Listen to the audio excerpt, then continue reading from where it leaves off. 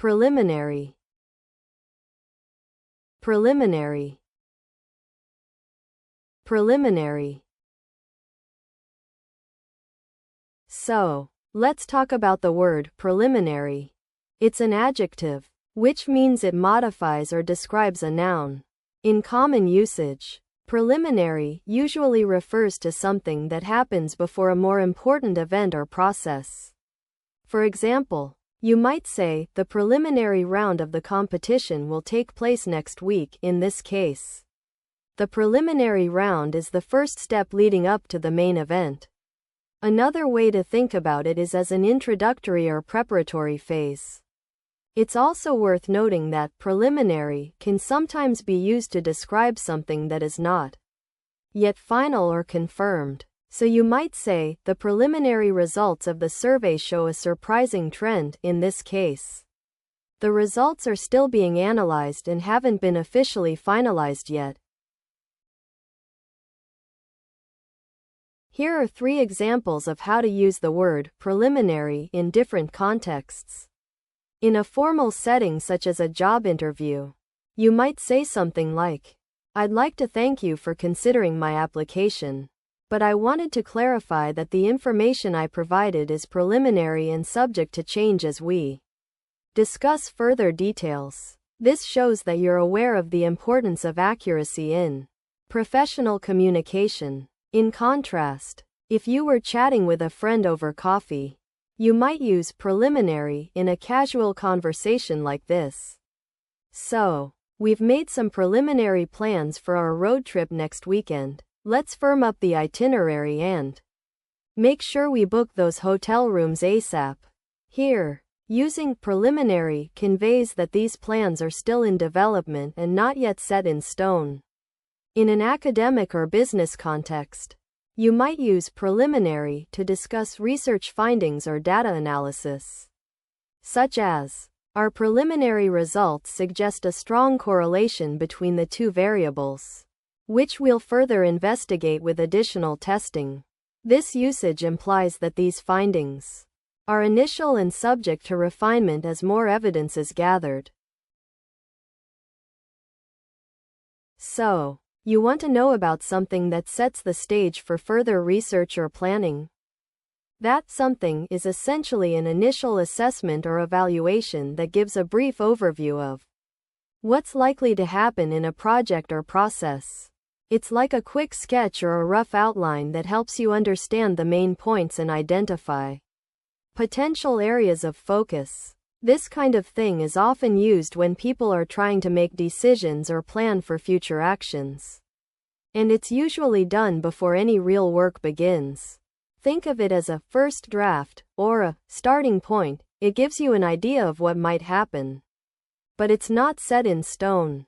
In terms of similar concepts, you might also think of a diagnostic test, a feasibility study, or a scoping exercise. These are all ways to get a sense of what's involved and what needs to be done before moving forward. Protocol, protocol, protocol. So, let's talk about the word protocol. As a noun, it refers to a set of rules or procedures that are followed by individuals, organizations, or countries in order to achieve a specific goal or ensure standard behavior. In common usage, you'll often see protocol used in formal settings, such as international diplomacy, business meetings, or official ceremonies. For example, the embassy followed strict protocol when receiving the visiting dignitary. The key thing to remember is that protocol implies a level of formality and rigor, whereas everyday rules or habits might not necessarily rise to this level. Also, keep in mind that protocol can be both written, like a treaty or an agreement, and unwritten, a set of unspoken expectations. But the essence remains the same, a clear guide for behavior. So you know how in formal situations like job interviews or diplomatic meetings, It's customary to follow certain rules of etiquette. Like, if you're meeting with a foreign head of state, there's usually a specific protocol for greeting each other, shaking hands, and addressing one another. That's what I mean by protocol in this context. For example, in the meeting with the Chinese ambassador, it was clear that we had to follow strict protocol regarding gift-giving customs, but in everyday conversations, you might use a more relaxed tone and say something like, "I'm still trying to get into the swing of things at my new job, but I've already figured out the coffee machine protocol. Just press 3 buttons and it's good to go." And then there are business or academic contexts where protocol refers to the detailed instructions for conducting a specific process or procedure. For instance, the research team had to follow strict protocol when handling the new virus samples in the lab.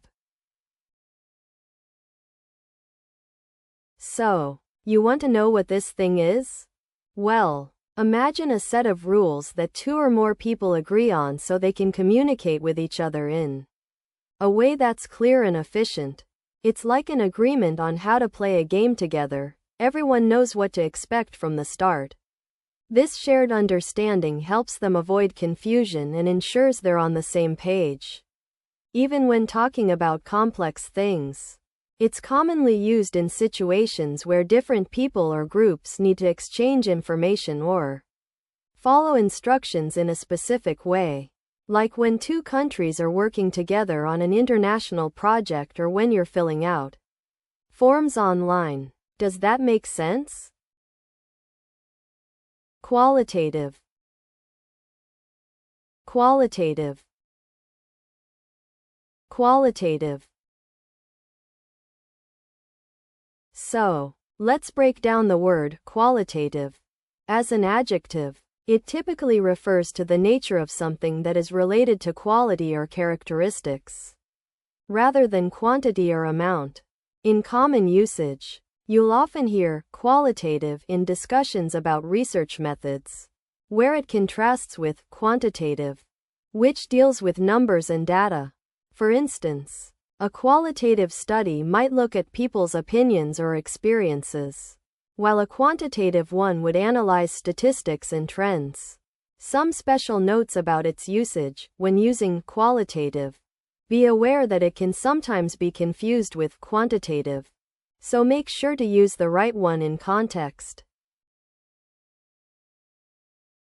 The professor explained that in order to conduct a thorough analysis of the new policy, we would need to gather qualitative data from focus groups with community members, which would provide a more nuanced understanding of their needs and expectations. In contrast, quantitative data from surveys might be useful for identifying trends, but it wouldn't give us the same level of insight into people's attitudes and behaviors. Speaking with your friend from art school, you could say that the new photography exhibit was really qualitative. The way the artist used light and composition to evoke emotions in the viewer was truly unique and thought-provoking. You might have been at a gallery opening or just talking about it afterwards when you said this, as it reflects a more casual and subjective appreciation of art. On the other hand, if you were discussing market research for a new product launch with colleagues from the marketing team, you could mention that our qualitative feedback sessions with customers revealed some critical design flaws that we need to address before going to mass production. Here, the word qualitative is used to convey the importance of human perspectives and experiences in shaping business decisions. So you want to know about this concept that helps us describe things in a more detailed and specific way?